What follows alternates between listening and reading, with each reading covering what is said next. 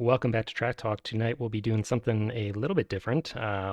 It's, I guess, thoughts or initial impressions of 18 Royal Gorge, a new 18XX that's currently in Kickstarter. This is not a review, it is not a teach, and it is not just a playthrough. So I'm really not sure what to call this video, but it's something, and hopefully it's worthwhile. So I think we'll start this video off by just briefly going through the rules.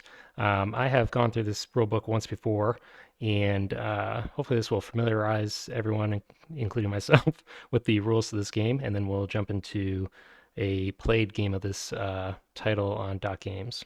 So with little ado, let's jump right in. We won't get into the setup very much since Dot Games is going to do that for us, but I do have, I guess, my first critique about this rulebook in that there are events in this game, and it is very unclear to me exactly how they are set up. They are part of the train deck, it seems like. So maybe with the physical components, it would be clear that they're these numbered cards. Um, but exactly where they appear in the train deck and how they are distributed is a little bit unclear to me, and the rulebook doesn't seem to give any more detail than this paragraph here. So that may just be a function of not having the components in front of me, but I did have a little bit of trouble with that. Game structure bears mentioning. So as many 18xx's, there's alternating stock and operating rounds. The game has differing phases, but in every phase there'll be 2 operating rounds followed by a stock round until the end of the game. There are some wrinkles, of course. There's a lot of chrome in this game, and one of them is these debt markers. 2 of the companies in the game obtain debt at a certain phase in the game, and they will be forced to pay it off, and that debt is constantly increasing. There are also 2 interesting companies in this game that we'll see, and they pay dividends independent of the player-owned, or I guess president companies.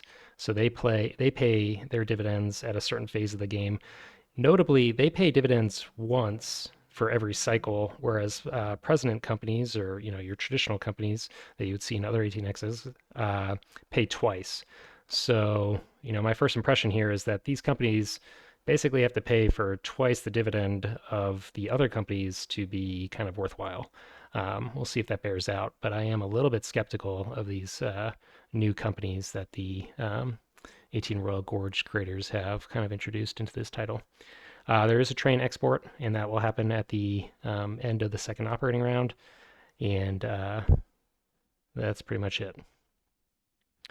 The rulebook gives some brief introduction to pretty typical 18xx tropes. So stock movement, player money, all of that is pretty standard. The phase changes are a little bit different in this game in the sense that they are not triggered by train purchases in the same sense that they are in other titles. There are these cards that are distributed again in the train deck, and when they're revealed, the phase changes, which is interesting because they're not exactly tied to rusting events from what I can tell. So for instance, in 1830, when you buy the first 3 train, it's green. But here, it seems like the phase change happens before the first 3 train is bought. It's when the last 2 train is bought, if I'm understanding this correctly, which is a slightly different thing. And then this comes back to these events. So phase changes, maybe events. Rusting events are events. And then there's the Treaty of Boston, which is kind of the big event of the game, which changes the map or which map is available, and also introduces that debt, I believe. So the events are a little bit of a sticking point for me in my understanding of this game, but hopefully we will see them in action shortly. Priority deal is pretty standard. The private auction is different than an 1830 auction. Basically, you're going to have 5 semi-randomly selected privates in each game, and you will auction them off in sequential order. So it's not a waterfall auction. Each private will be auctioned off individually in order, and when players pass, they're out of that individual auction. Unclear based on the rules what happens if everyone passes without bidding. And in other 18xx's, the private is reduced in value or people get a payout. Not a lot of information in the rule book about what happens in that scenario. So I don't know, maybe it'll become relevant. Stock rounds, not too many surprises here. It looks like it is sell by, um, and stock only changes price when it's sold if the president sells. So it's a little bit hard to, well, basically impossible to trash other people's stocks. Um, you can start companies, but they are fixed what is available. So only some companies will be available in yellow, other ones become available in green and then brown. There are fixed pars depending on the phase as well. Otherwise, I think buying shares is pretty standard. I will mention again those two other companies. These are not presidencies per se. One of them, well, I guess we'll get into it, but they don't seem to obey all the same rules as the traditional companies. Certificate limits. I did briefly look at the game that we're going to be going through, and I noticed there's a discrepancy here between the cert limit. So we're going to be looking at a 4-player game, and at least on Dot Games, the cert limit is 10, but in the rulebook, it's supposed to be 12. Unclear which of those is correct. I'm assuming 12, but it doesn't seem to be the implementation currently. Stock round and priority in the stock round are pretty standard. Left of last auction, left of last action. I think I mispronounced that. And then the shares do float up if they're sold out. Operating rounds, pretty much all the normal phases of the operating round, but there's a really big wrinkle in terms of how you lay track. So track, when I was first reading this, I saw that you can lay up to 6 track tiles per operating round, and I was rolling my eyes a little bit because I figured this would be another 18 India situation where it's just chaos. But it actually seems like it's going to be kind of hard to lay that much track, at least all the time, because of this here, which is the CFNI. And this is one of those special companies. You basically buy your track from this company. And the way you buy track is for each individual company, you buy track from a column. So the first track you buy is going to be $0, then 10, then 20, then 30, then 40 for each additional one. And you only have access to the phase that's the appropriate color. So you can't buy green before green is available, obviously. So you end up spending a fair amount for your track, and then there's also pre-printed cost for many tiles or hexes on the map, so it could be quite expensive. And then, just while we're on this topic, all the money that gets paid into this company for track lays goes into this dividend pool and is paid out at the end of 2 operating rounds to the shareholders in this company. So potentially a high dividend, but again, if it's not twice as high as the revenue of the other companies, I have a hard time seeing how this is going to be a worthwhile investment. The other thing about track is that you can apparently take multiple actions on a single hex. So you can lay the yellow hex and then immediately upgrade it to green if you're in the right phase, and etc. Otherwise, it seems like the track laying rules are pretty much standard. Can't lay off the board. It's a little bit unclear to me in terms of upgrading if it's permissive or semi-restrictive. There was some discussion of this in the file on Board Game Geek discussion. That should be cleared up a little bit. It does say that you have to be able to use the track, but it's unclear to me if that's the new track or any of the track on the tile. I don't know. It could be a little bit worded a little bit more clearly, I would say. So that's laying track. And the other company, since we talked about the steel company, is the gold company. There are these icons on the map, and when a track is laid in that hex, a gold cube goes onto the map, and that can be delivered for a $50 revenue bonus to the operating company. But then that gold cube gets put onto the charter of the gold company, and that will determine the revenue of the gold company. But again, just like the steel company, it only pays out once per operating cycle. So just going back here, Steel company pays out here, gold company pays out here. So again, it's just once per go around of this cycle. Um, so again, just like the steel company, a little skeptical about investment here, but we will see shortly if that is worthwhile or not. Stations or tokens seem pretty standard. Running trains, fairly standard, with the exception that these are all plush trains. So dits or towns in this game are good because they don't count against your train limit. And then the final rank of trains is 6 times 2, which count dits towards your limit. So dits are suddenly bad, but they do double the revenue at least. This is the gold company that we were talking about. So again, these cubes will come off the map and cover these revenue spaces, and that will determine what revenue this company pays at the end of the round.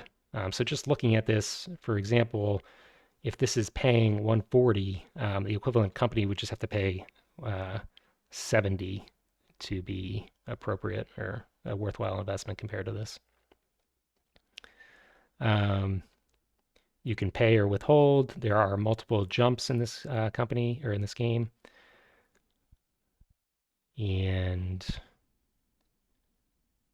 this was interesting too. This jumped out at me. Rule number 2 about buying trains is that you can exceed your train limit to rush your own trains, which is an exception. They're kind of a big departure from pretty core 18xx rules.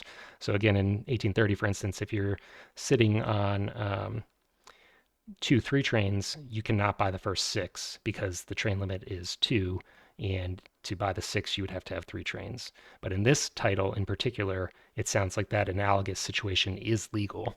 You can be train locked, but then buy a train that will rush your own trains. Emergency fundraising, nothing too exciting there. Bankruptcy. Debt. So this is a little bit more of a unique chrome in this game. 2 of the companies are the Santa Fe and the Rio Grande. Companies are, by way of an aside, randomly distributed in this game. So there's going to be different companies each time you play, in theory. But the Rio Grande and Santa Fe are 2 constants. They will be in every game. And when that Treaty of Boston event that we mentioned in the train roster occurs, the Rio Grande and the Santa Fe are going to have debt tokens that they have to basically pay off in order to not suffer a penalty at the end of the game. So it looks like the Rio Grande is paying money to the Santa Fe. That's directly to the company's treasury. And then the Santa Fe is paying money to a private, which is the Doc Holliday private, to eliminate its debt. Interestingly, I'm pretty sure this is a typo, but down here it says that Rio Grande has to buy the tokens from Doc Holliday, but that's pretty clearly part of the Santa Fe section of the rulebook. So I think that's just a straight up typo. I don't think that's too big of an error. Should be pretty easy to fix that. And then this debt, once it comes into effect, which again is on this Treaty of Boston event, it's going to be climbing up this stock round or the stock market. So it becomes more expensive each operating round, incentivizing both of these companies to pay it off pretty quickly. The privates in this game can be bought from half to 2 times face value. Again, the privates are going to change for each play. There's some housekeeping. And the endgame triggers are bankruptcy, which is standard. The stock value, when it reaches the end part of the stock market, will trigger the end of the game at the current set of operating rounds. And then when the last rank of trains is broken into, the end game is triggered, but you get another set of operating rounds. And the rest of the rule book just has all the privates. It doesn't have a list of components, and it doesn't have the valid track upgrade chart, which is 2 standard things that most published games and most 18xx have. So I assume that they will be added by the time this game comes to market, but currently not entirely complete. Not a huge deal, but just something to note. So with all that brief introduction, I think we'll just jump into a game that was played on Dot Games, in the past few days. I have anonymized all the players because this is obviously one of the first times they've played this game, and it's really not about their individual performance. It's really just about exposing ourselves to how this game works. So, with that said, we will just look at this for a second. CFNI, VGC are the two special companies, the iron and gold, respectively. Um, Rio Grande and Santa Fe are the two companies that are always there. And then in addition to that, we will have the S company, the PAV, and the CSCC.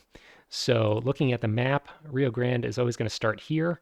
And the Rio Grande has some kind of association with the Royal Gorge.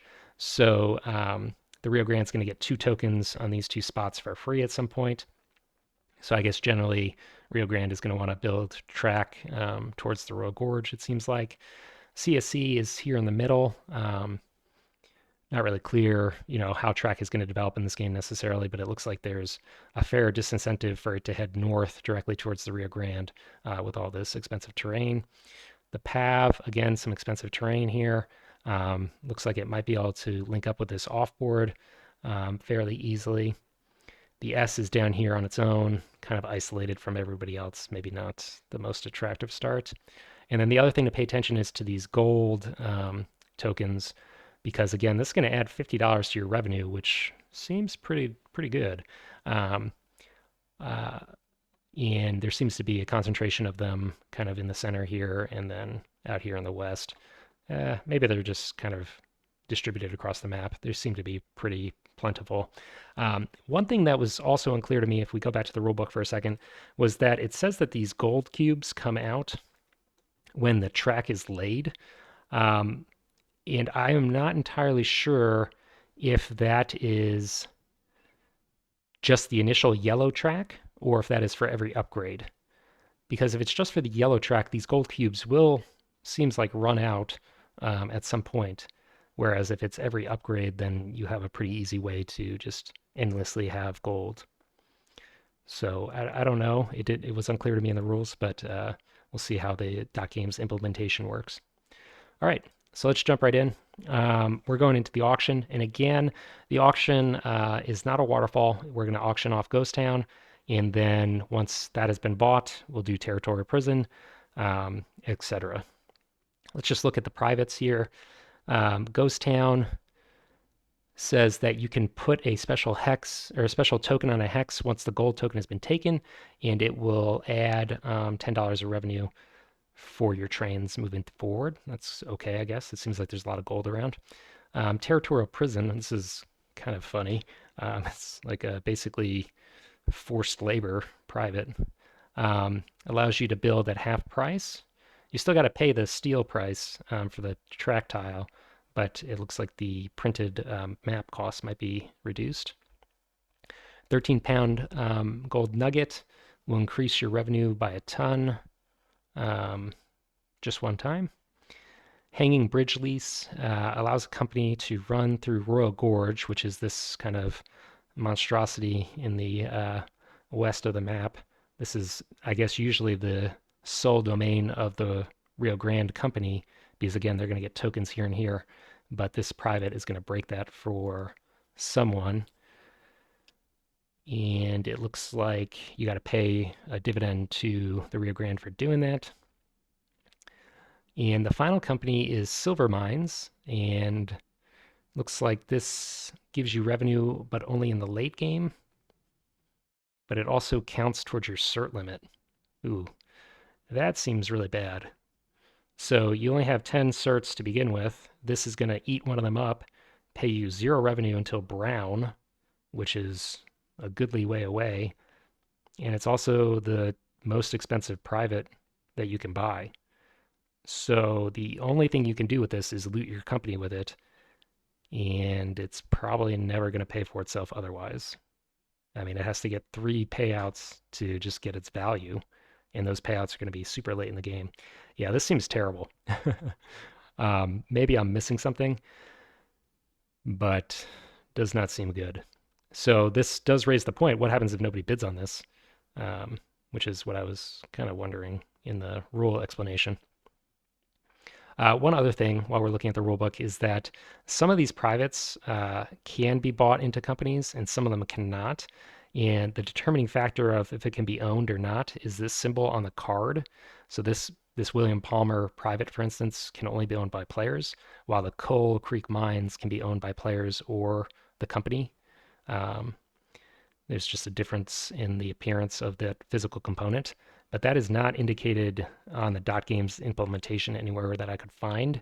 So you're just kind of left to infer based on the private description. So for instance, this one says if a corporation owns the prison. So obviously that can be owned by the company.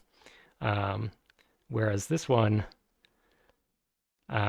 says that it counts the certificate limit when held by a player. So I have to assume that it can also be sold into a company.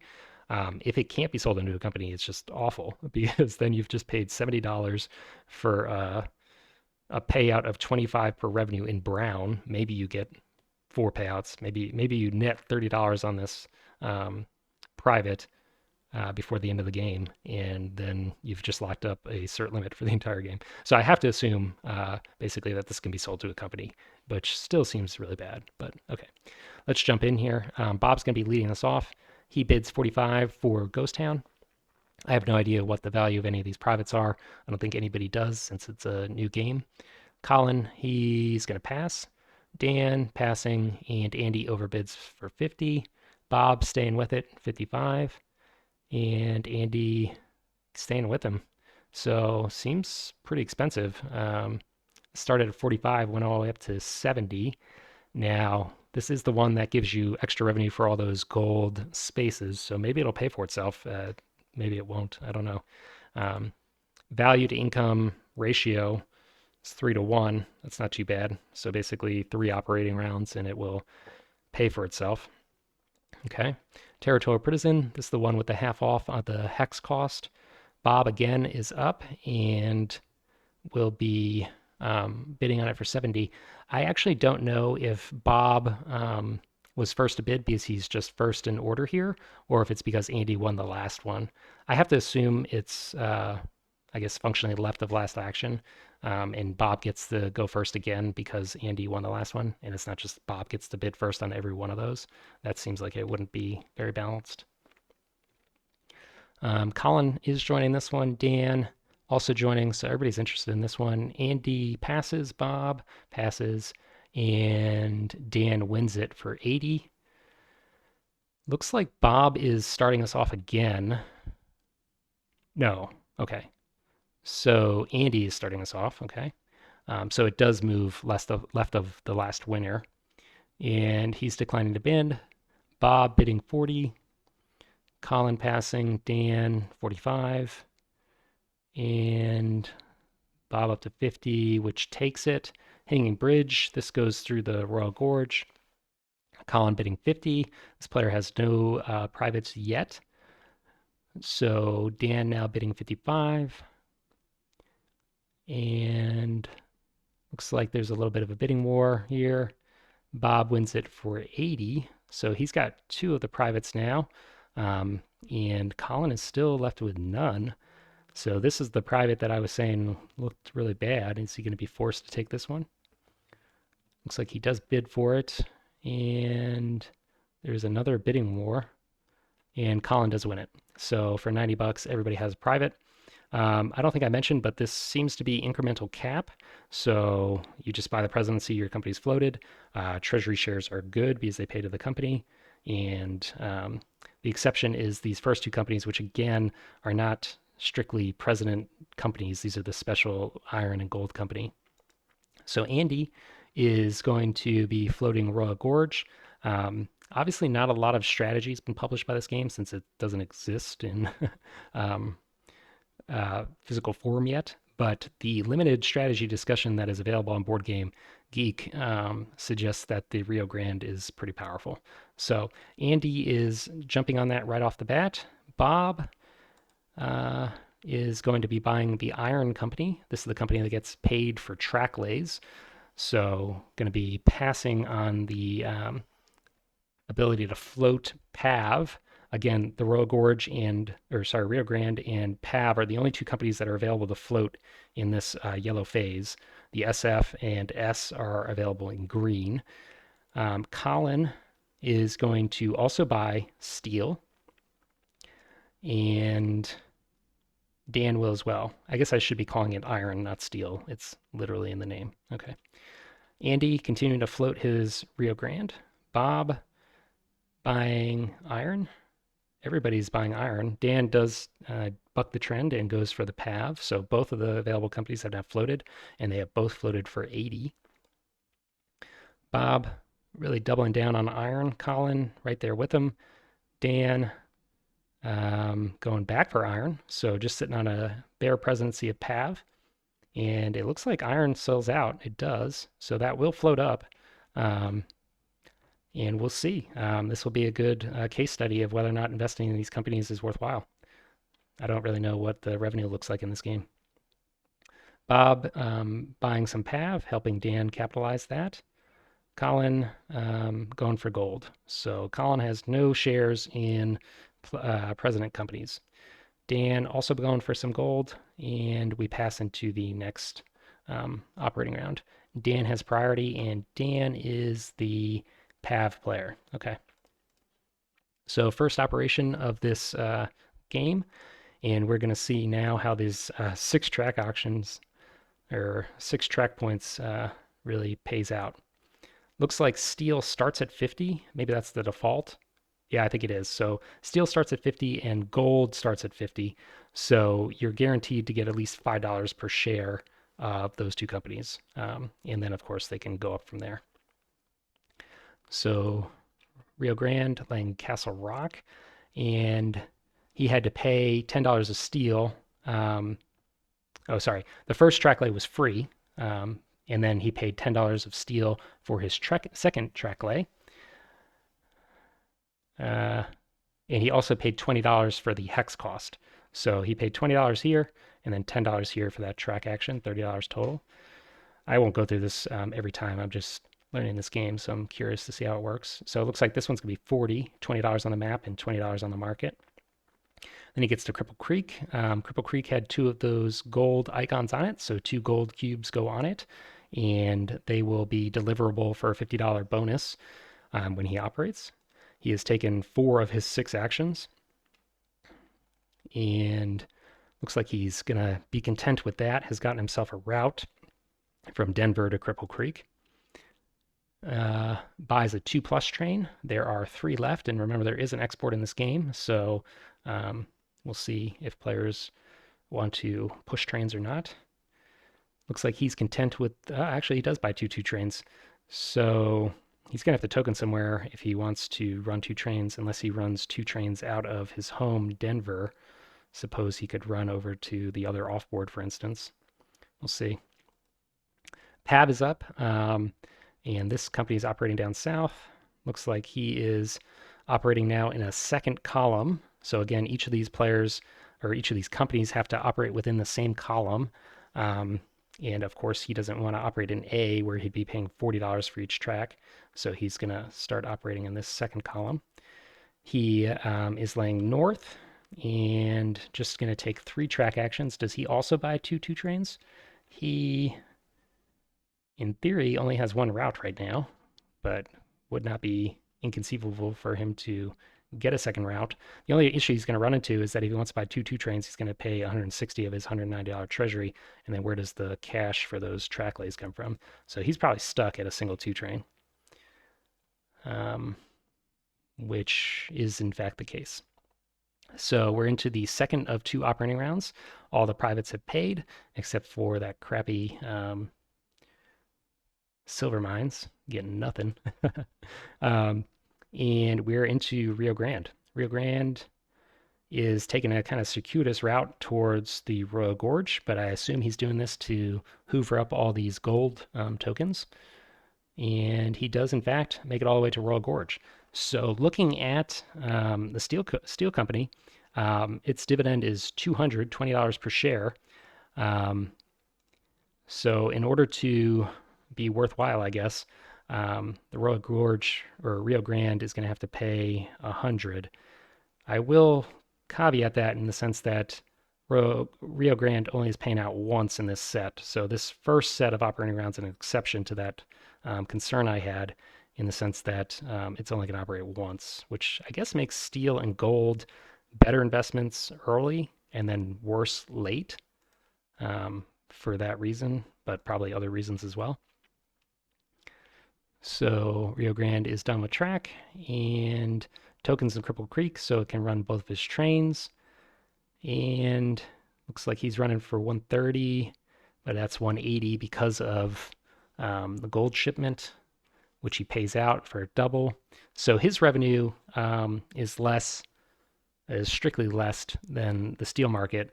But again, if he were to do that twice, which he's going to do in the next set of operating rounds, then it's going to be twice as good as steel market. So all the investors in steel made a good decision this OR. We'll see if they want to sell in the next stock round to invest in higher revenue companies. PAV heading to the offboard. Steel is now at 230. Okay. And he is tokening in the offboard. Not sure what that's about, considering he has no competition for that, and I don't think it increases his revenue at all. He's going to run for 70 plus 50 for the gold token. He's totally out of gold on his route now. And he's paying for 120, which is less than both steel and gold. Okay. So this is what I was talking about in the rule set. He bought the last two, and we are already in green, but there's been no 3-train bought. So that is different in this game compared to a lot of more traditional 18xx's. It's kind of a subtle difference, and I don't know if it makes too much difference strategically, but it is something I noticed. The 3-train exports, and how many 3-trains are there? Looks like there's 4, so not a whole lot of trains in this game. I should also mention that although it is a hard rust, you do get salvage, so it's a little bit more forgiving that way. Stock round 2, Dan is up, and we are in green, so in theory could float the Santa Fe or the Silverton. Alternatively, could just buy paying shares in the Rio Grande or even in the VGC. Could buy his own PAV. Yeah, I don't know. We'll see. Buys the VGC. Okay. Andy buying the Rio Grande. Seems like the right move. Going to have pretty good revenue for a while. Bob buying the PAV. So Dan needs to sell now in order to protect this presidency if he wants to keep it. Colin, he is buying the Rio Grande as well. So he heavily invested in steel, but is going back for player-owned companies now. Dan, he sells out of the gold company. And it looks like because, so this is interesting, right?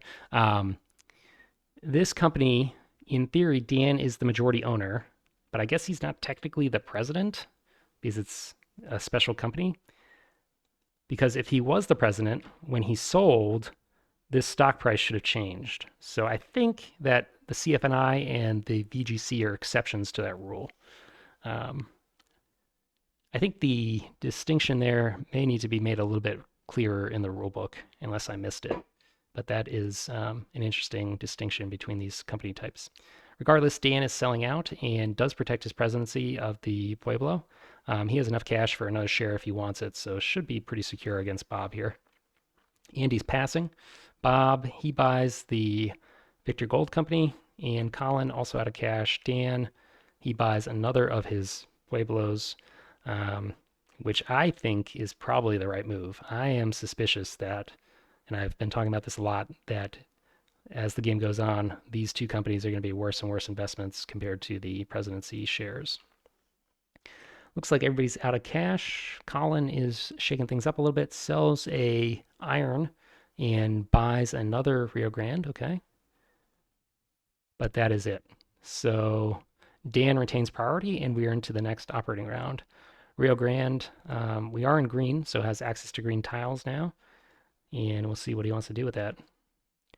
Looks like he is buying in his privates. Okay.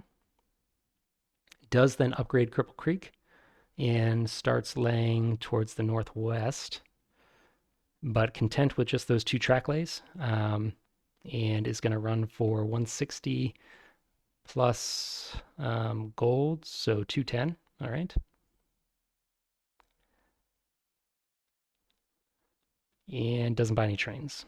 Pav, both of these players are train locked currently, because even though there's that weird rule where you can buy a train um, even if you're at the train limit, the thing that allows you to do that is if it rusts. So facing threes, we're not going to be seeing anybody buying any trains here.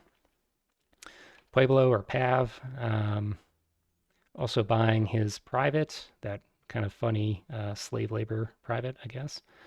And he is laying a bunch of track. Looks like 5 track actions taken, 6 track actions taken. And with that, has much better routes for himself, able to take advantage of both 2 trains. Delivers gold for a revenue of 240, so a pretty massive increase in revenue, and that should be good for a triple jump for him. So that's huge. Rio Grande back up, second set of operating rounds. He is laying again towards the west, pretty conservative track lays, and he's running for 220, well, 270 actually because of the gold, and he is just paying that out. Second operation of the Pueblo, he is synergizing on the back of the track laid by Rio Grande and heading towards the west, adding a lot of gold for both players. He may want to secure a token in Cripple Creek. He has 2 left, and he left himself enough cash for it. I haven't looked in detail at this track tile roster. Do tiles open up to 3 holes? It looks like there is one 3-hole city, but it's only available in gray. So this could be a pretty useful token, particularly when you see that this company is going to be starting soon. I wouldn't worry too much about S. It's going to take it a million years to get anywhere. Well, I guess with 6 track, maybe it won't. But yeah, this seems like it might be a worthwhile token. He does snag that, and he runs for 210, 260, which is only a double jump for him. So already the revenue for both of these companies is far and away higher than Steel Market, and you're getting it twice. It is not technically higher than Gold Dividend, but again, with 2 payouts versus 1, it's still much better. Okay. So a 3 train exported, which apparently triggered a event, which is the big event. This is the one that opens up the Royal Gorge here. And did that just happen immediately? Was that part of the event? It looks like it. Yeah. So the Rio Grande company didn't have to spend any track points for this weird track here, and it also get two free tokens. But both the Rio Grande and the Santa Fe now have debt that they have to pay, and the debt is starting at $60. So their treasuries are not as healthy as they look. People are pretty rich after that last set of operating rounds. A lot more cash now. And Dan is leading us off. He is selling out of iron. And he immediately floats the Santa Fe. 120 is the float, which looks like it was the max float available to him. So he's going to have a pretty healthy treasury to push trains. Andy is going to buy his own Rio Grande. Bob, he is selling out of Pueblo and looking to float the S. The S also is max parred and the only other company that is available to float. So bad news for Colin, just too little too late. Colin is selling out of the Rio Grande and buying the PAV. Okay. Is he going to try and steal this presidency? Dan is going to, well, actually, Dan's company's already floated. So he can defend this presidency with a single share buy. Okay. Dan is continuing to capitalize the SF, not under any pressure, I guess, to defend from Colin, and really rightfully so. Andy, he buys a gold share. Bob is continuing to capitalize the S, and Colin is going back for gold as well. So another Pueblo share goes to Andy. This player seems to be prioritizing the president companies as opposed to the two special companies relative to most of the other players. Dan, I guess, having said that, is also fully invested in president companies. So we have a good example here of the two strategies. Two players are much more heavily invested in the special companies, and two are in the presidents. We'll see who comes ahead of that. Bob is selling out of the iron and buying S, so nearly, or I should say, getting close to fully capitalizing that company. Colin's buying the Pueblo. Dan, Santa Fe, also nearly fully capitalized now. So because there's no change in stock value when these companies are sold, I guess these players feel comfortable just selling down piecemeal in order to capitalize their other company. And I assume that the reason for this is that they don't want to, well, I don't know. Yeah, it's hard for me to explain why they're doing that in single steps. Maybe they're hoping that someone else will buy a share in their company and they'll get the capital that way without having to sell shares in the iron company. Not sure. Colin buys more gold. Two of the players are pretty much out of cash. Bob going for gold and Colin selling a Pueblo for more gold. So definitely a divergence in strategies here. Two of the players are really focusing on president companies more than the other two. Colin only one with cash and passes. Dan has had priority, I think, for each stock round in this game as a result of Colin just taking actions late. All right, well, I'm sure Dan is grateful for that. We have two companies that are new to the game going to be operating soon, but first we are back to our friend the Rio Grande. He is operating out of Salida, so I think the only player that really can operate through the Royal Gorge, and he's taking advantage of that. There was one company that had the ability to operate through there, which is the S with Bob. But the S is the newest company to float, and it's going to take him a long time to get through there. So haven't seen that happen yet. Rio Grande, prioritizing paying off the debt. He has three more of those. So it makes sense to pay it off while it's cheap. I believe you can only do one of those per operating round. So it's going to take him at least 2 operating rounds to pay them all off, or two sets of operating rounds. And again, he's paying that money directly to the Santa Fe, another company. So this company here is getting his cash. Now, granted, this company also has to pay debt to a private, which is, I guess, basically the bank in this case. So I guess the Rio Grande is basically paying the Santa Fe's debt off for him. He's running for 300, going to be 350 with the gold. 350 is enough for a double, and he pays it. The Pueblo's up, and looks like they are upgrading their home and then heading towards the offboard, which they then token. Okay. He has 2 trains just like the Rio Grande, and he's going to be running for 250, 300, which is also enough for a double. Where is this 4 train? The 4 train is 2 trains away. I think both of these companies have very healthy treasuries. They do. So it is conceivable that both of these companies will fall back trainless. If, for instance, this company buys 2 3s and then this company buys the first 4. So that would certainly be a way for, Colin and Bob to catch up to the other 2 players, particularly the players that are invested in the special companies. since if their revenue is paid once and then these two companies fall back without a train, they'll also just pay once. We'll see if that happens.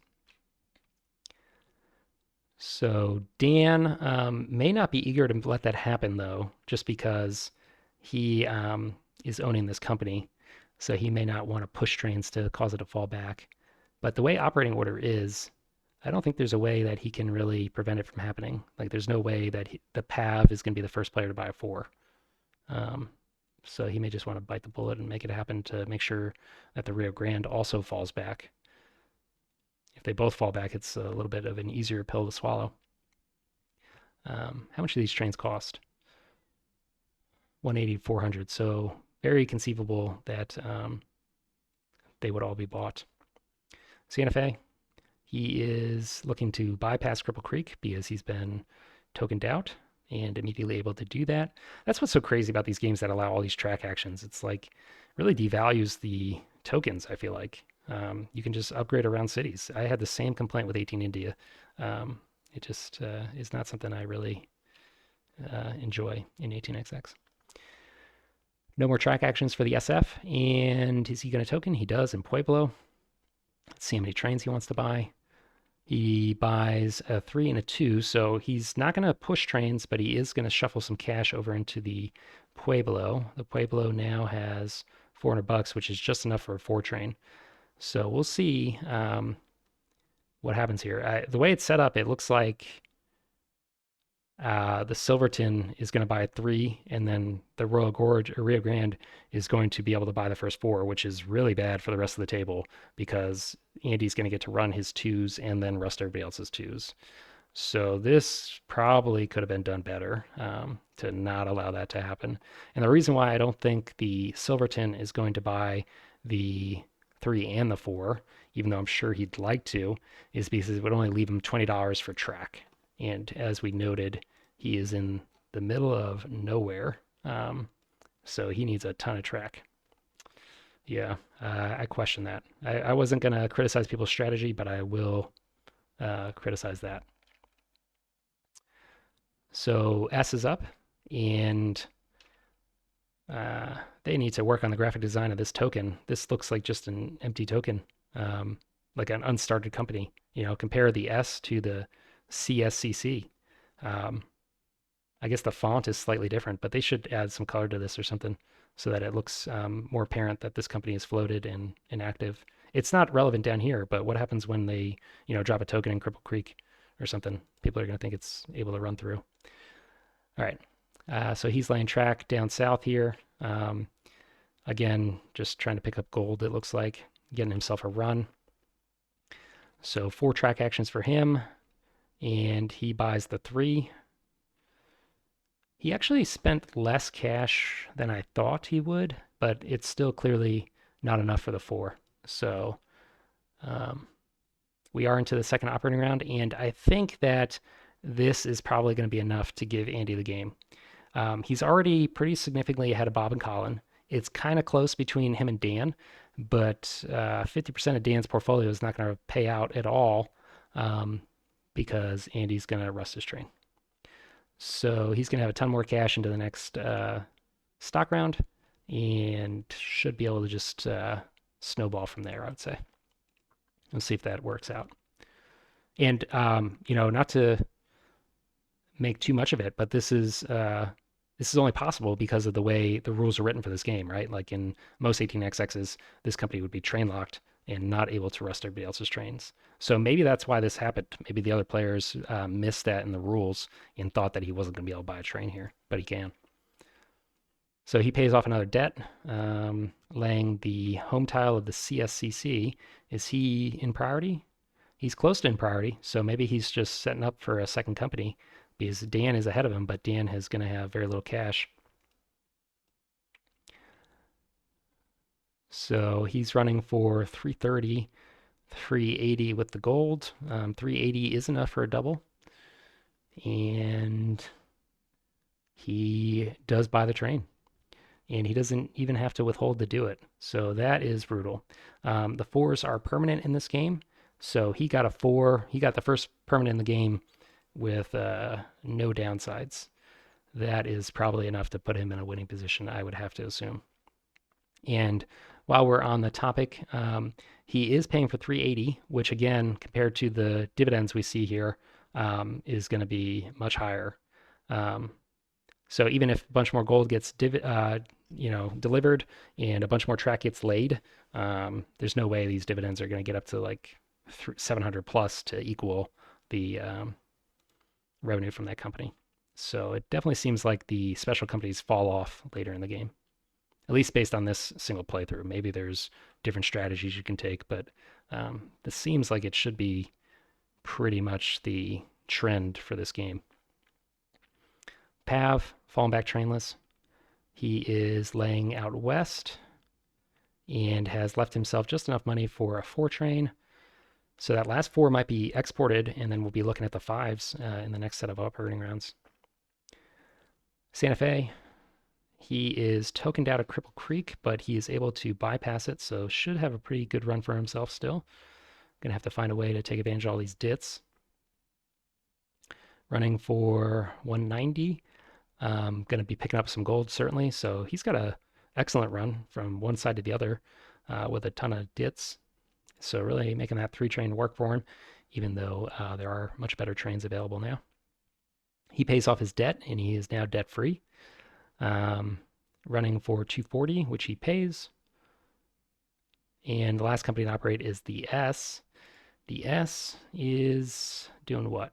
He bought in his private. This is going to give him an extra $130 to his revenue.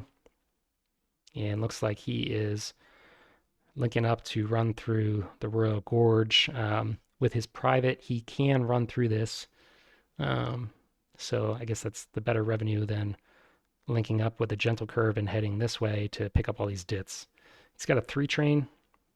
So, yeah, I think this is definitely the better revenue probably.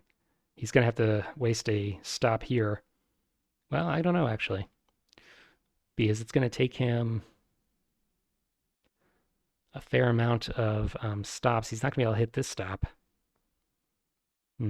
Okay, well, I haven't done the math, but I assume that he has, and this is the better run than heading up this way to this offboard over here. He is running for 160. Is he going to use his gold nugget?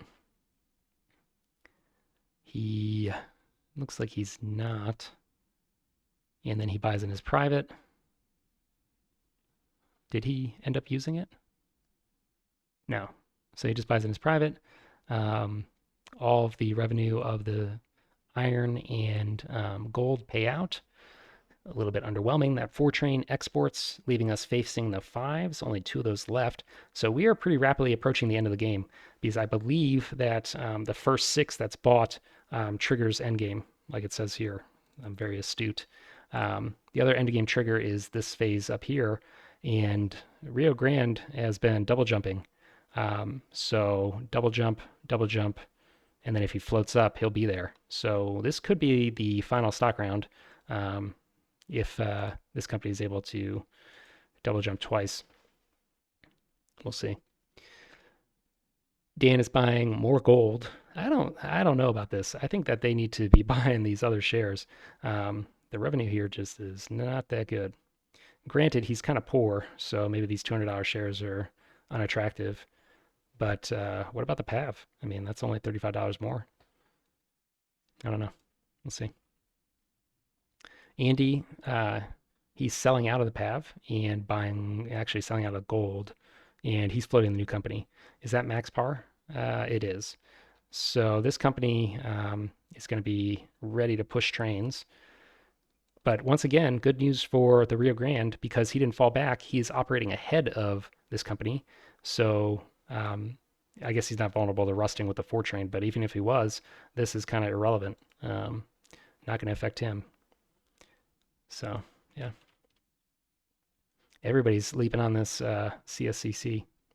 Oh, and boy, this was Andy. The leader is getting control of this massive treasury. All right. So I think he's got this. Colin is seeing the light that I've been preaching and selling out of gold and buying a president company. Dan buying the Santa Fe. Andy continuing to invest in the CSCC. He's got plenty of cash, should be able to reach a majority there. Bob is buying CSCC as well. So this is going to be a pretty split presidency, it looks like. Colin is going back for these expensive Rio Grande shares, and he bought that from the Treasury, so he gave the Rio Grande a bunch of extra money. Okay. Andy, 40% of that company, and he's out of cash. So we'll see if he wants to buy another one there somehow. Bob is selling out of iron and pressuring for the CSCC. He's going to have to get both of these shares to steal this presidency. We'll see if the other players allow that to happen. Colin is buying a Rio Grande. Dan out of cash. Andy passing. Bob selling more of the Victor Gold and now equals the presidency. We'll see if Colin wants to save Andy or is going to force Andy to sell a Rio Grande. He does buy a Rio Grande. So Andy's got a decision here. Does he sell a Rio Grande to save the presidency of the CSCC, or does he let it go? Now, I guess it's not entirely clear that it would go. Bob has certainly been pressuring, but he's going to have to sell shares to do it, and he's going to have to sell 2 shares to do it. So that is expensive because the VG is only 110, and he would only have 163. So he'd have to sell a second share in order to do it. Is that true? What is the S? Only 120. Yeah. So still only 170. He'll have to sell 2 shares.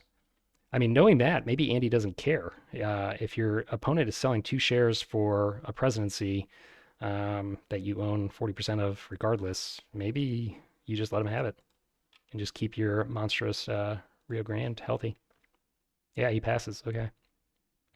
So Bob is selling 2 of the shares, like we said, and he gets a bare majority presidency. It is a very good treasury, but does it have the routes to take advantage of that treasury? His other company is the S. The S has trash, and the CSCC, he's tugging out at Pueblo and Cripple Creek.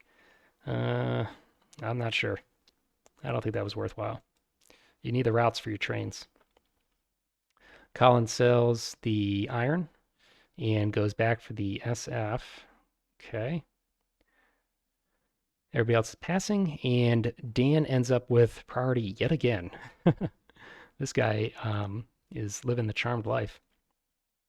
All right, Rio Grande. He is paying off debt, and he gets to upgrade to Brown. And looks like he is also going to work on getting up to this other off-board. He's running for 360 with a single train. He withholds. Okay, that's a little bit painful for him.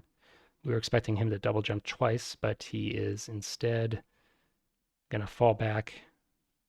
So it doesn't look like he's going to reach the endgame trigger. But the endgame trigger might happen anyways because we've got, a ton of cash with only $1,650 sitting between us and the endgame trigger. So we probably will see that, especially because the CSC has enough cash to do it basically on his own. He's going to be train locked, which will prevent him from doing it literally on his own. But if the Rio Grande buys one of these trains, then he can trigger the endgame. So he bought the 5. All the privates have closed, except for that stupid silver mine one. And I believe that this operating round is the only time it has paid revenue. So if we do indeed trigger the endgame, then it will pay a total of 4 times, which is exactly what I predicted. So this guy gained $30 by spending $70, basically, 1/5 of his starting capital on that private. That seems like a real bad deal. I don't think I would ever buy that private. Buys a 3 train across. Does have to buy that against operating order, so this company's going to be falling back. A little bit unfortunate. It will allow him to trigger the end game, but he was going to be able to do that even without that. So I guess he's just worried about this train rusting, but he'd fall back either way. I don't know. I don't think it matters. He's probably far enough behind that he's going to be losing either way. He buys the 5. And he is then able to buy the 6+2 again because of that rule that allows you to rush your own train. Okay, so we've seen that twice now. That is something important to keep in mind. It tripped me up this time, and I think it tripped up the players last time. So we have the end game, not in this set of ORs, but in the next set of ORs. And Pueblo is running for 300, paying it out. Santa Fe, trainless, because of the rusting event, will be upgrading. I wonder why he wants to run down there. He would just be running to a $20 city and an offboard, which is getting worse over time. That's interesting. I don't know that I noticed that, but it seems like this is the worst offboard because it gets worse over time, whereas all these other ones get better over time. It's a little bit unfortunate that this S company starts late in the game. I think it was one of the last ones to be available, because this yellow high value is just unavailable if it doesn't start early. That's an interesting design choice. And PAV or SF is upgrading this tile. Unclear to me why. It would make sense to me if he was running the S as his other presidency, but his other presidency is the blue company. So that doesn't really, I think, help either of his companies, I don't think.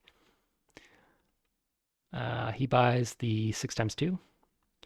And S, also trainless, will be picking up a 6x2.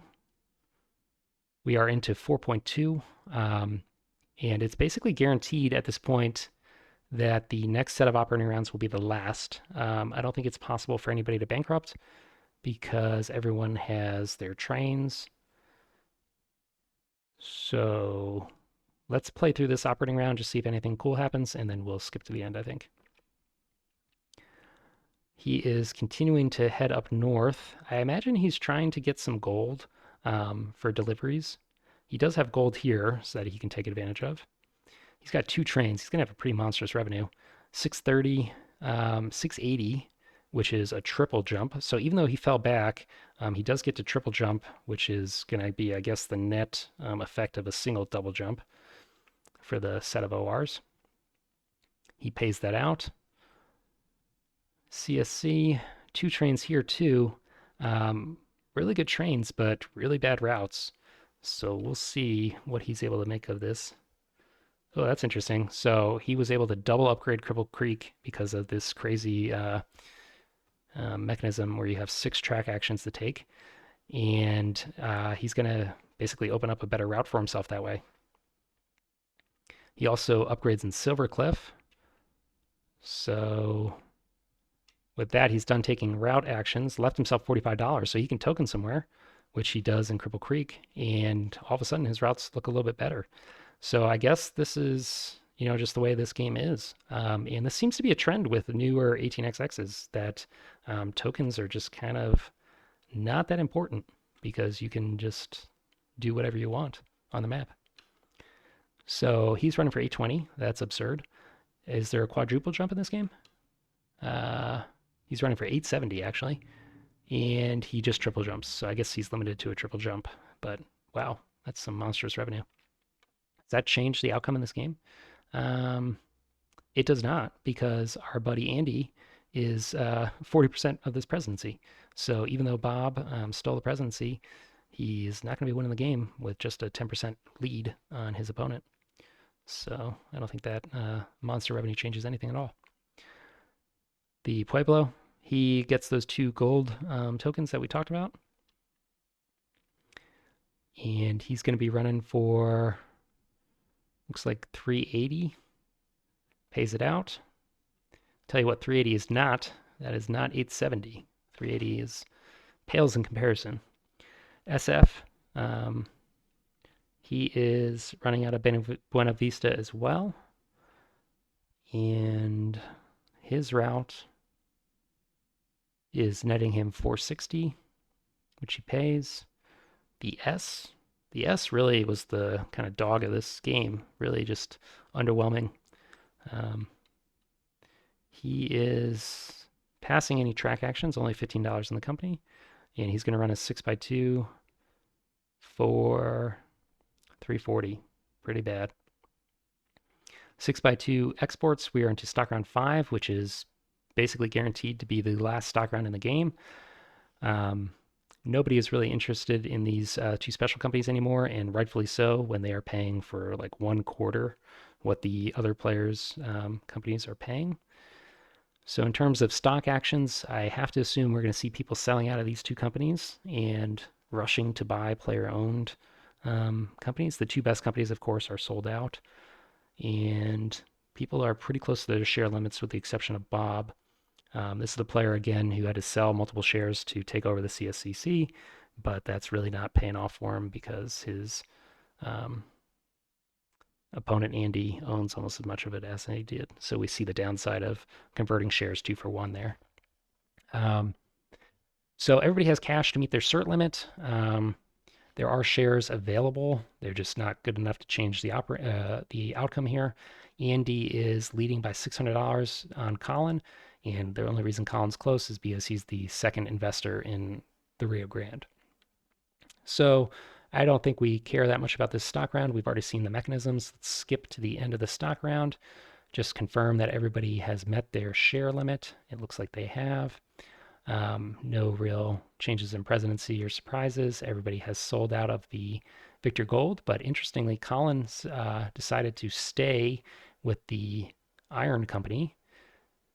Could have sold that for companies that are almost certainly going to be more worthwhile.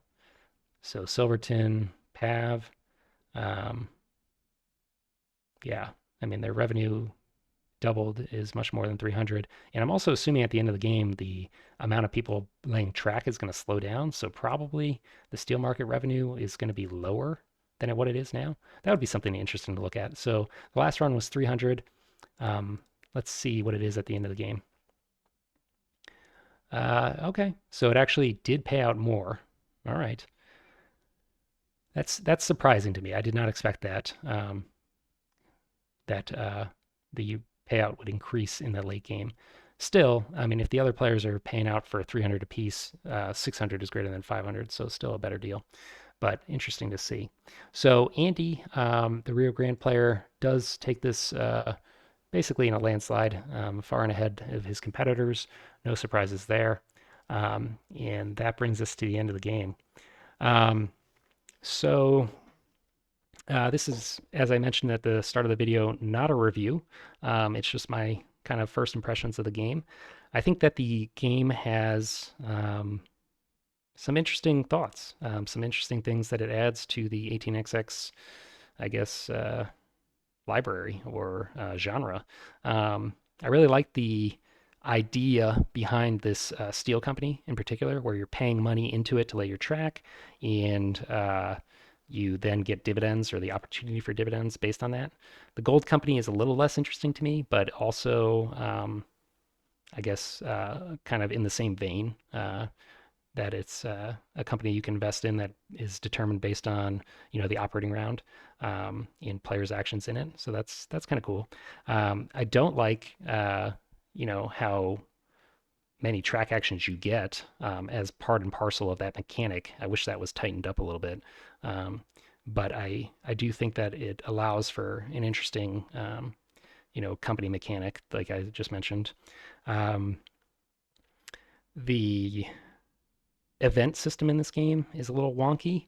Um, it seems like they're just calling events things that would just be kind of taken for granted in other 18xx's. So I don't know that that's really something that's special to this game. Like, is a rusting um, event in an 18xx really something that's going to excite people? That's just kind of standard. We've come to expect that.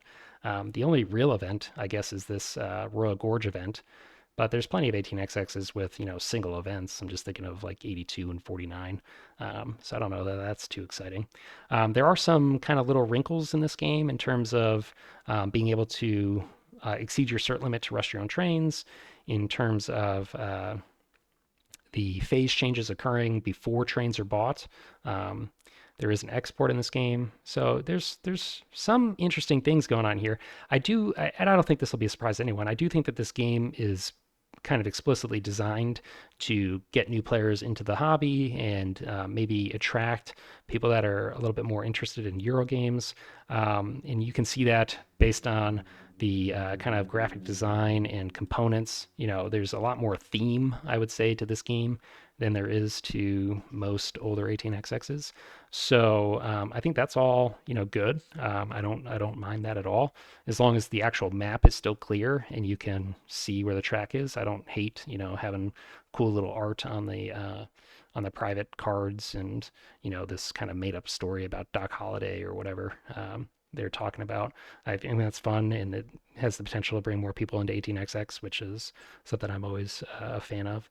So I don't know that this game is revolutionary or anything like that, but I think it's worthwhile thinking about, and I'm glad that I took the time to read through the rulebook, and I wish the creators all the best with their Kickstarter, and hopefully it funds and people get a new game that they're excited about and have fun playing. Um, Happy to answer any questions about the game in the comments or um, you know in other venues, Reddit and Discord being, I guess, the two places I'm most active. Um, Other than that, I don't imagine we'll do any more videos on this game, but hopefully it was useful to people that are, experienced 18xx players thinking about backing it. They can kind of get a taste for it without having to read the rulebooks themselves. Thanks for watching, and Track Talk will be back in the future.